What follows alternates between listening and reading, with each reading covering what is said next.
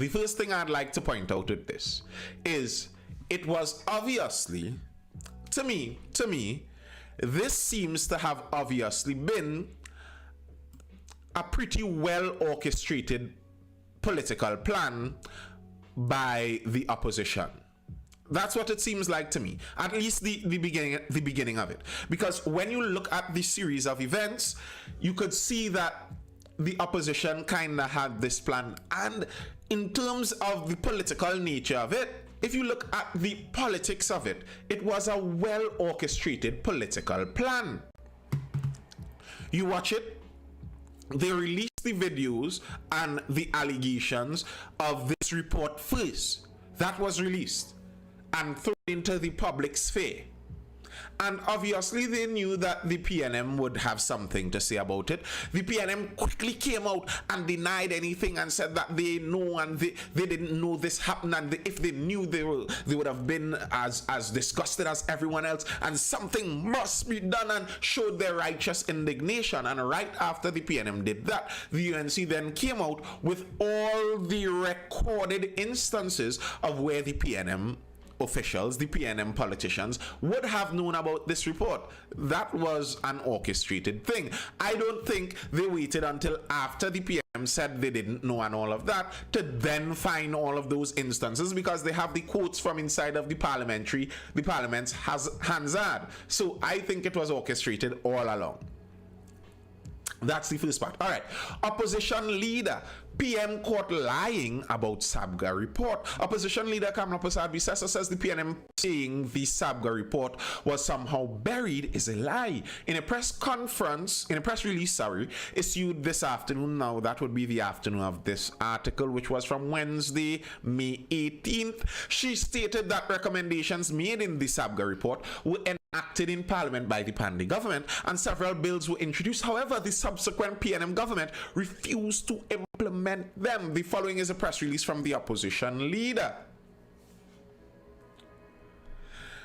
It is not surprising that Keith Rowley is focused on the Robert Sabga's report commissioned 25 years ago, rather than the Justice Jones report outlining serious sexual and physical abuse occurring presently under the Children's Authority. This is clearly an attempt to deflect from the disclosure that high-ranking PNM members were involved in the pedophile ring. The PNM is instead focused on smearing Robert Sabga and falsely claiming that the report produced by him, led by his committee, was somehow buried.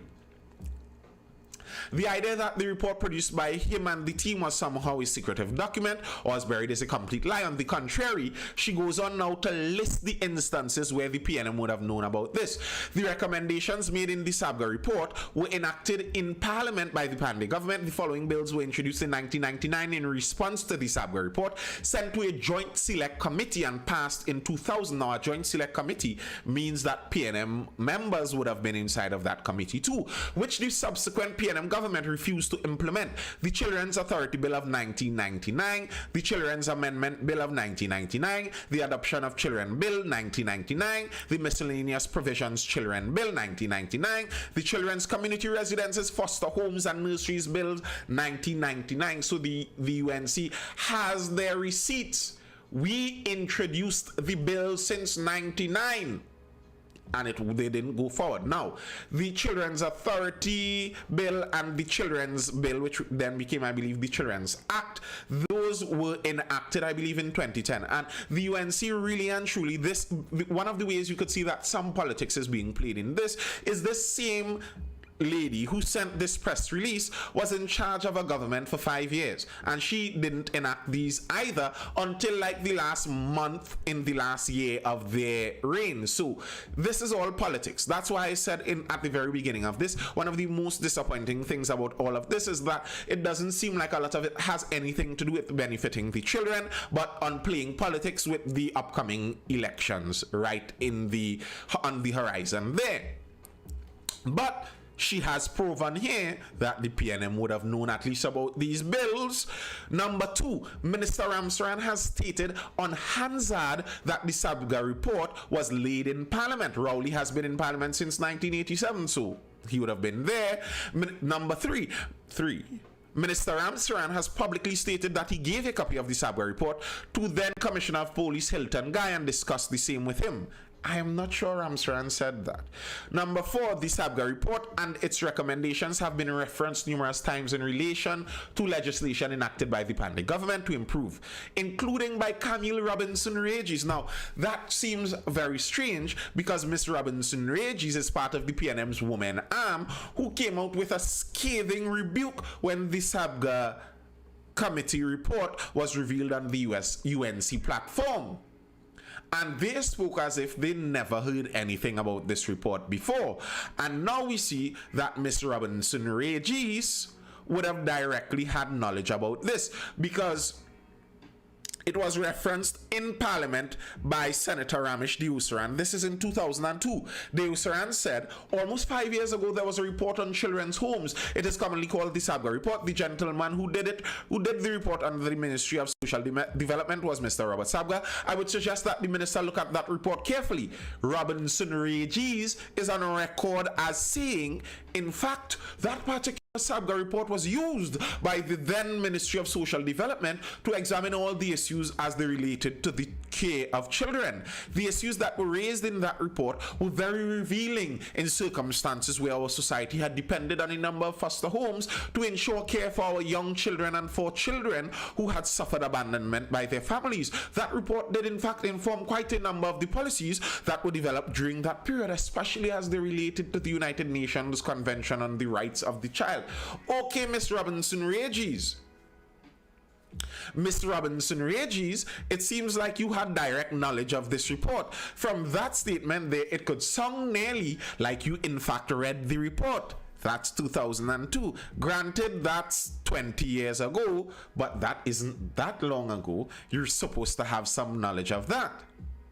You said that the report was used to shape policy. Now, I think this is less of an indictment against the PNM in terms of them protecting pedophiles and protecting children abusers, and more of an indictment showing the nature of politics and the nature of politicians. They love reports. They love reports. There are reports being created constantly because a report throws it off to some professional somewhere. You get to pay someone who was university educated to use their university education that they may have never been able to use otherwise. And they create some report that you're barely going to read. And then you're going to hand the report down to some of your staff, ask the staff to create something. The staff don't care because they know you don't care. And they know also in 5 years you're not even going to be there. So they don't have to work too seriously on that.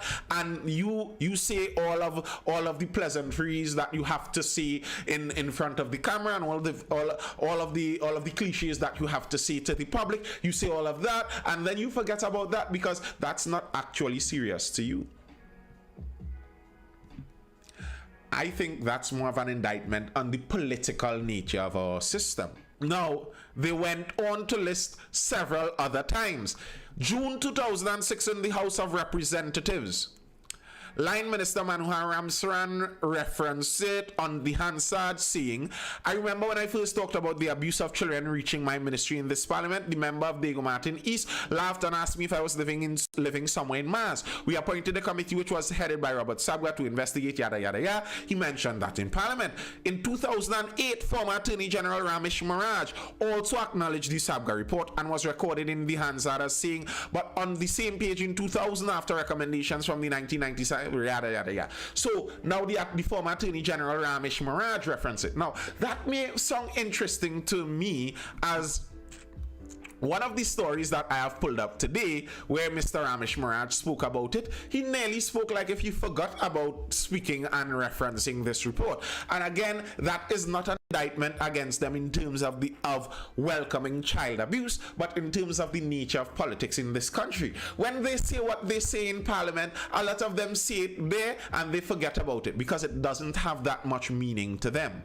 I believe the onset of this, the creation of this, the beginning of this was actually a well orchestrated political trap, and it was well done.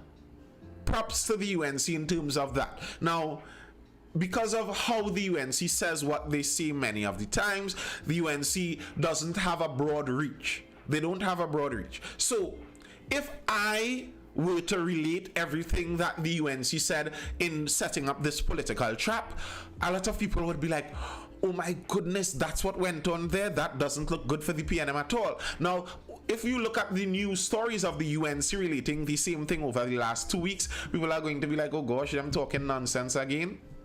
And it's not necessarily people who are staunch PNM, but it's just the nature of how our opposition does what our opposition does. Our opposition, they don't do it well. They have a lot of cards to play and they just don't play it well. They're flush with 6 pieces of trump and they still manage to get their jack hung. So strange. But let's go further into this story because it is really a terrible thing. As Christopher Linko says, Lawrence Morales said it never reached his hand, which is strange seeing as he spoke about it right there back in what year that was. They said in 2008. Up till 2008 he spoke about it. If he was the Attorney General that was in power at the time when these acts were created, and they said that the acts, in order to create these pieces of legislation in the first place, they depended heavily on this report, well, how did the report never reach your hands? Which is even further strange, which is even more strange considering that the minister who got the report in the dark of night, yes, in case you forgot, how they said they exchanged the report, Mr. Sabga met Minister Manohar Ramsaran in the middle of the night and took out 40 copies out of his trunk and gave it to Minister Ramsaran back then. And then Minister Ramsaran proceeded to distribute that to all of the ministers in that government at that point in time. So all of the ministers in that government at that point in time should be able to say that they had their hands on that. Okay. Let's get into some of the worst parts of this report and why I find it so horrible that this thing is being more politicized than actually trying to get to the solution of these problems. Nearly every time we raise the issue isn't raised to find a solution, but for people to use the cruelty that some of these children really did go through, use that cruelty for their own gain. I find that reprehensible.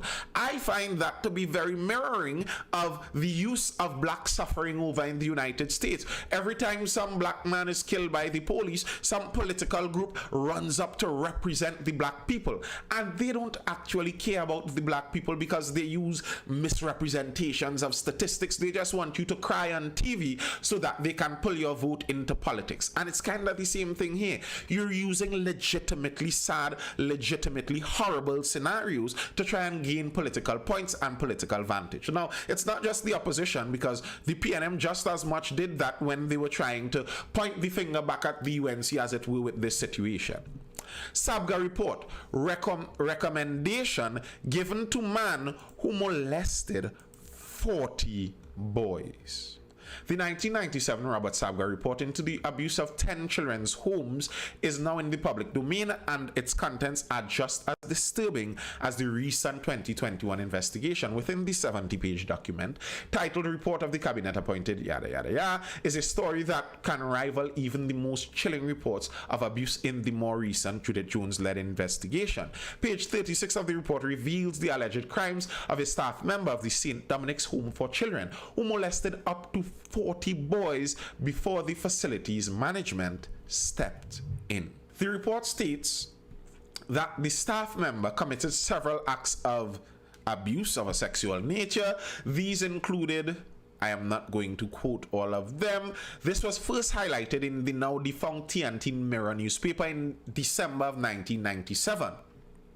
But 2.5 decades later, the details are still disturbing. The report says one young boy finally disclosed all, and the alleged perpetrator was confronted. He admitted his actions and explained that he too had been abused by St. Dominic's. Cycle of abuse. However, what happened next astonished the investigative team. Sister Marina asked him to volunteer his resignation that day and all of his leave, etc., and was paid to him in full. The matter then was promptly swept under the carpet, and no counseling or follow-up with the children involved was done acquisition, ostensibly to protect the reputation of the home. The report went on to say that most astonishing of all, this Mr. allegedly got a letter of recommendation from St. Dominic's and is now reportedly employed at St. Anne's Hospital. Yeah. The journalist who broke the story back in 1997 and the TNT Mirror that we were just speaking about, he came out also. The journalist who broke the story in the Sabga report, authorities protected these people. David Millett, the lone journalist who broke the story on the Sabga report, is saying he remains hopeful that the perpetrators highlighted then will be brought to justice. Millett wrote 6 stories in the Mirror outlining in detail the findings of the Sabga-led task force, none of which prompted any police action. Some of the headlines read, sex abused at children's homes, incest victims treated like a criminal, homosexuality home, Pantin can't axe wicked St. Jude's nun, and staffer encourages boys to have sex while he watches. Many horrible stories. The reporter went on to say there were a bunch of cowards operating. It would have mashed too many corns, and as such they protected these people. It was shocking, revolting to say the least. It was distasteful as to how the nuns and others were treating the children, he recalled. It was the person who gave me the report gave it to me because they were clear that nothing would be done about it. I believe the person that is why they wanted this to be exposed. I believe the person that is why they wanted this to be exposed. They wanted to at least get the details out there with the hope that something would be done, he revealed. Now, this isn't just an indictment on the PNM where allegedly the problem was the paper, no one took on the Mirror. The problem wasn't just the paper, because the paper quoted a report that all the ministers of government had. So, okay, you didn't take the TNT Mirror seriously. That paper don't tell the truth, okay, fine. But they quoted a report that was in the hands of all of the government ministers. So this cannot just be said that the PNM may have been protecting their boys. This would have been from everybody turning a blind eye. Something like this that reached the papers. Some other one of the ministers would have seen this and wanted to know what's going on. Some other one of the newspapers. Why was it only the TNT Mirror that did this story? Do you think that someone like this, because the journalist said that the person came to him because they wanted the story revealed because they knew nothing was going to be done. Do you think the person that went to the TNT Mirror only went to the TNT Mirror, or do you think they would have shopped that story around very likely to every one of the newspapers? It was only this journalist in the TNT Mirror who was brave enough to actually write these stories. I believe all of the other newspapers very likely would have gotten that story and refused it. I would like to find that person. Probably if, you see, this is where serious investigative journalism could come in. If we could trace back that source, and if they were willing to drop it into the newspapers way back in 1997, if maybe they're still alive, they may be willing to say which newspaper they went to and offered the story and who said no. Let's find that out, because just as bad as a lot of the perpetrators would have been the upholders, the people who knew that this disgusting story was going on around there. They knew what was happening to many of these people trapped in these homes, and they did nothing about it when they could have. The former Attorney General, Mr. Ramesh Lawrence Marad, is saying though that even though so much time has passed, something can still be done. Ramesh, not too late to prosecute child abusers. Ramesh Lawrence Marad, speaking to the Guardian Media Limited, says it is not too late to prosecute individuals who may have committed criminal offenses based on the content of that report. It is important for relevant investigations to be conducted and for the persons to be identified who have committed offenses. prosecuted because there's no time limit for the prosecution of individuals in respect to those who commit criminal offenses. Maharaj also called on the police to investigate why the report was buried and not made public. Now that seems very strange because Mr. Maharaj was the Attorney General and he boasted back in 2008, was it, that they brought forth legislation based on this report. So how was the report both buried and used to form legislation at the same time? And you got a hand delivered copy of this report. So you, as the Attorney General back then, Mr. Ramesh Lawrence Maharaj, were you not able to do something about this? Were you not able to hand this over to the DPP or to the police or to someone? Attorney General, you know, that's kind of someone who you'd think could get something done within this realm. Protect the reputation of the home by continuously sweeping the slackers under the carpet. Yep, that is what they did. Maharaj has been part of the Basu Pandey government when the report was published in TNT Mirror in December 1997. However, he said he was not aware of the contents of the report. Mr. Ramesh Lawrence Maharaj, who was the Attorney General when the report was done and who the writer of the report said the report was given to, and who would have also been partly responsible for drafting legislation based on the report. Tell me how we have 4 or 5 pieces of legislation and the Attorney General in charge of drafting it said that he never saw the report. Interesting, very interesting.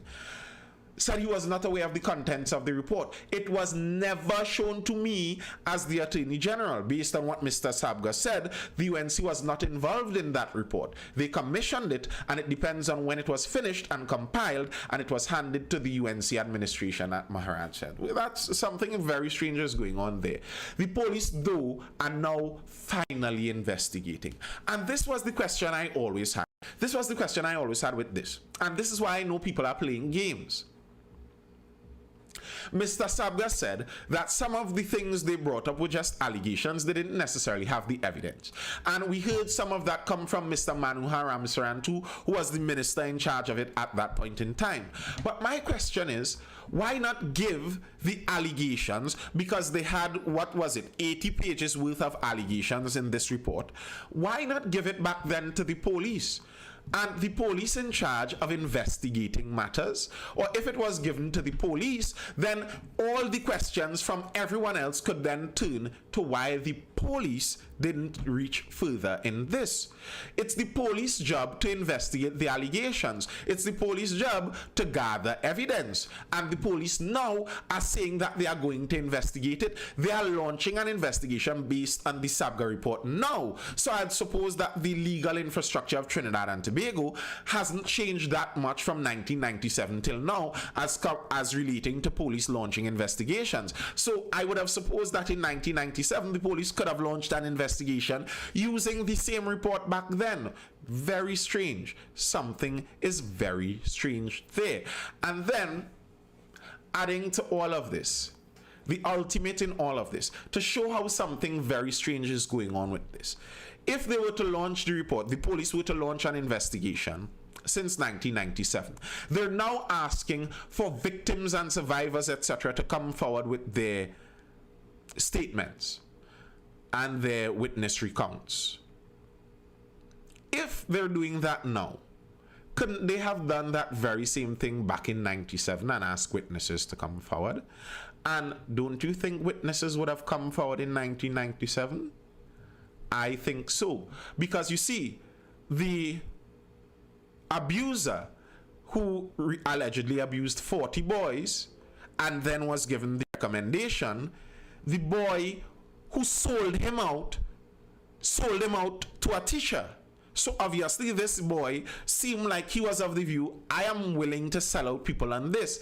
If they asked for this starting back in 97, I think that boy would have come forward. And the reason I could say that even till now is because the boy, now a man, has come forward again. I am sexual abuse evidence.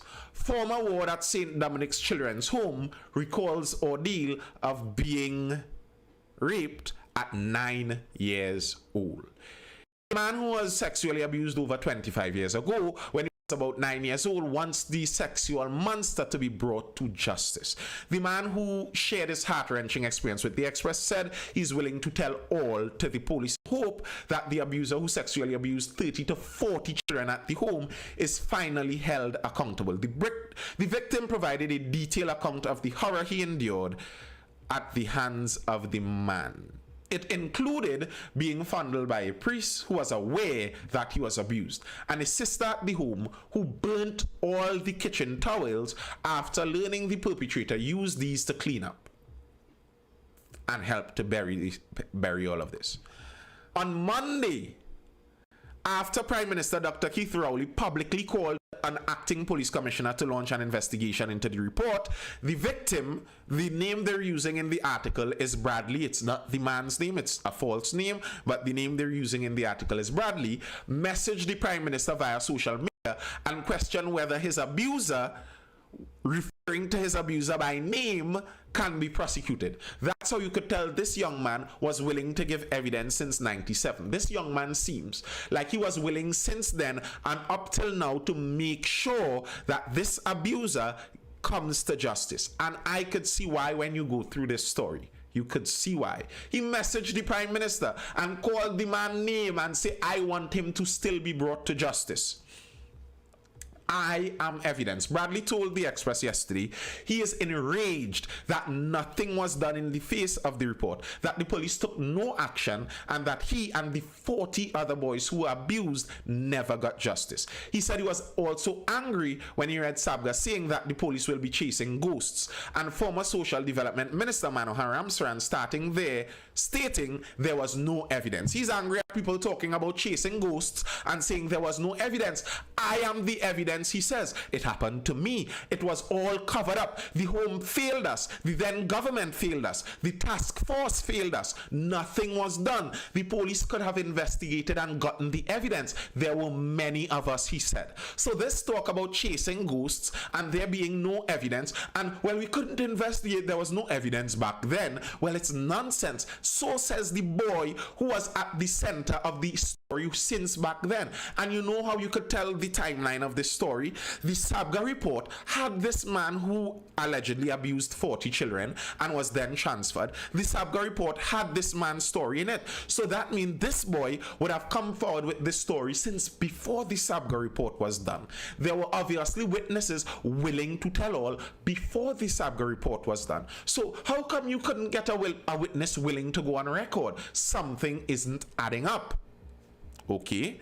Bradley said he was taken from his family's home by court order as a toddler and placed at the St. Dominic's home, where he spent his first few years at the nursery, and then went on to the St. Martin department, where a number of boys were housed. He said Mr. X, which was the perpetrator's name, was the supervisor of this department, and the boys saw him as a role model because he was a former resident of the home and he was then in charge and held a commanding authority.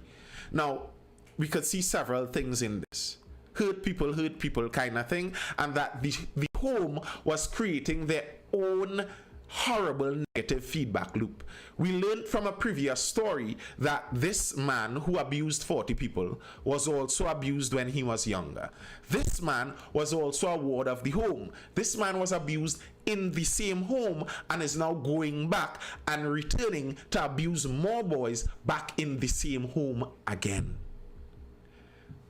Finishing the cycle, continuing the cycle. Horrible stuff. At the time, he said Mr. X was in his 20s with a light brown complexion and was the youngest supervisor at the institution. While he was admired, he was also feared because when Mr. X shared licks, it was licks like peas. We were afraid of him. He would use a cane or a leather belt on us if the bed was untidy or if our shoes were dirty.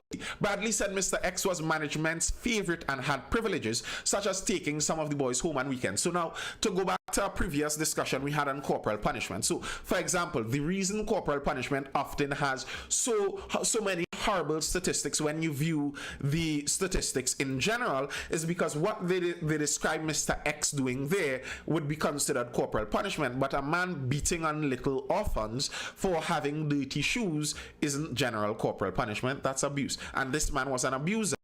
obviously. He said later on in his life he learned from other boys that they were sexually abused at Mr. X's home. It was awful and painful. Bradley said the St. Martin department of the home comprised 2 floors and an attic area. The upper level had the beds and the lower level the dining room and kitchen area. My bed was closer to the staircase and I could see who was going downstairs at night.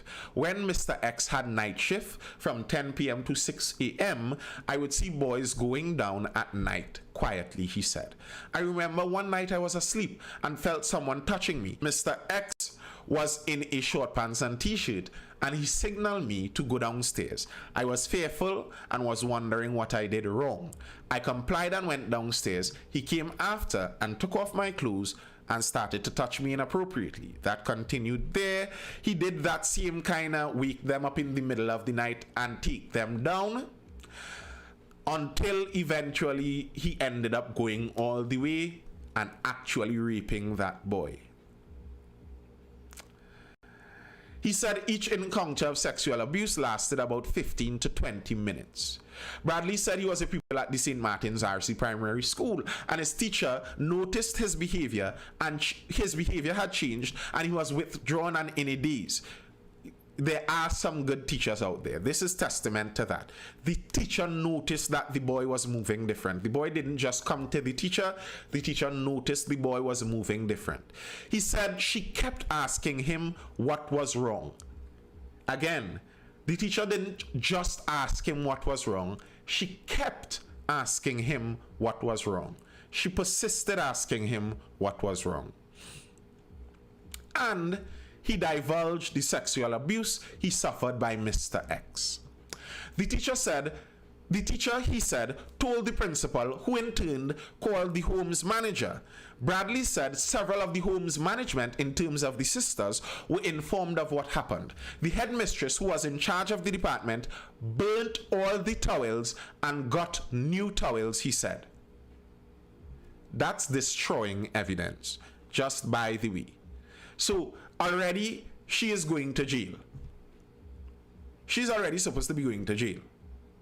Headmistress, jail.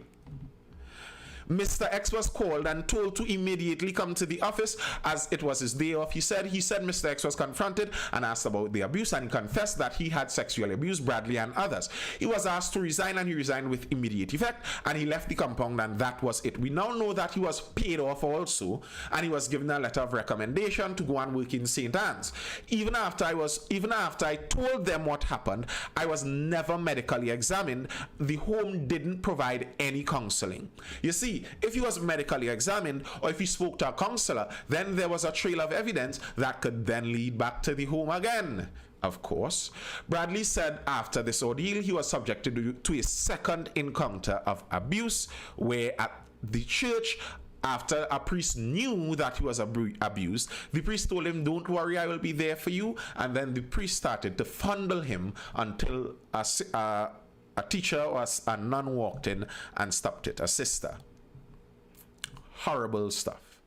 Now, here's the part where I fully understand why this man would be so interested in getting justice for this. Bradley said later, when he was around 19 years old, a gay friend took him to a place called the Boy Code and he saw Mr. X there. Mr. X walked up to me and said, "You see, you like this from a long time. You make me lose my work for nothing." At 19, this boy who was abused to the most disgusting extent of it meets the abuser in a gay bar.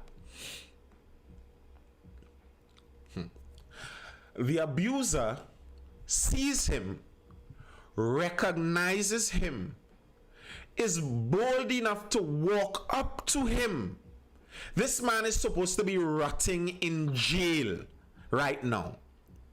He is bold enough to walk up to the boy he abused and tell him, "Hey, You see, you like this from long time. You make me lose my work for nothing. The abused man said, I said nothing and just walked away. Today he is married and has a family of his own who does not know the secret he holds that weighs heavy on his heart and causes his continued pain, trauma, and nightmares. I have a family now and they don't know anything about what transpired. I do not feel comfortable sharing this with them. Yeah. There are victims out there, many of them, and I'm pretty sure a lot of them would be very willing to come forward. And Mr. X, whatever his name might be, if he was in his 20s, 25, let's say, in 90s, 25, that's 20 years ago, he'd be about 50 right now. This man is a 50-year-old man working in St. Anne's right now. Now, the part about this being so politicized that makes it so horrible also is that the politics talk about this that has been going on for 2 weeks or so, a week at least. That man, Mr. X, who abused 40 children and then just went off to St. Anne's for another job, don't you think he would know that now he is in danger of being prosecuted? I wouldn't be surprised if at any point in time the police close in on him, that he's already gone.